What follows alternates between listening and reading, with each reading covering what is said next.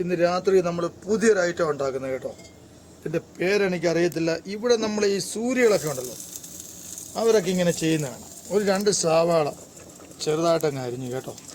എണ്ണ ചൂടായി അങ്ങനെ അങ്ങോട്ടിട്ട് പച്ചവെള്ളം ഉണ്ട് ആവശ്യത്തിന്. ഞാൻ 4-5 പച്ചവെള്ളം ഇട്ടിട്ടുണ്ട്. ഇവനെ ഒന്ന് വഴറ്റണം.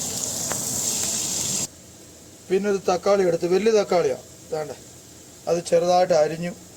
ഇവിടെ കൂട്ടുകാരെ ഈ സൂര്യകളൊക്കെ ഉണ്ടല്ലോ, ഈ ഈജിപ്തിൽ നിന്ന് വരുന്ന ഡ്രൈവർമാർ സൂര്യകളൊക്കെ ഉണ്ടാക്കുന്നൊരു സാധനമാണ് മുട്ട വെച്ച്.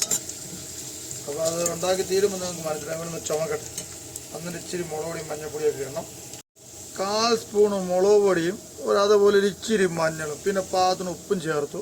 ഇനി തക്കാളി അങ്ങോട്ട് എടുത്തിടുകയാണ്. തക്കാളി ഇട്ടു. ഇനി ഇവനെ ഒന്ന് ഫ്രൈ ആക്കും. എല്ലാം ഒന്ന് ഫ്രൈ ആയി മിക്സായി കഴിയുമ്പോൾ ഈ ഈജിപ്ഷ്യൻ ഡ്രൈവർമാരൊക്കെ ഉണ്ടാക്കുന്ന ഒരു ദിവസം കണ്ടതാണ്.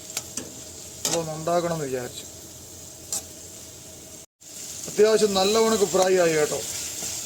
ഇനിയാണ് അടുത്ത പരിപാടി. എന്നിട്ട് അവനെ എടുത്തിട്ടൊന്നൊരു 3 കുഴി കുത്തി വേണ്ടേ, ചെറുതായിട്ടൊന്ന് തക്കാളി ഉള്ളിയൊക്കെ ഒന്ന് മാറ്റിയിട്ട് 3 മുട്ട 3 സൈഡിലായിട്ട് അങ്ങോട്ട് റെഡിയാക്കി. ഇവനെ ഒന്ന് റെഡിയാക്കി എടുക്കണം. അതാ പരിപാടി. ഇന്നത്തെ രാത്രിത്തെ ഫുഡ്. നിങ്ങളിതുപോലൊക്കെ ഒന്ന് ഉണ്ടാക്കി കഴിക്കണേ.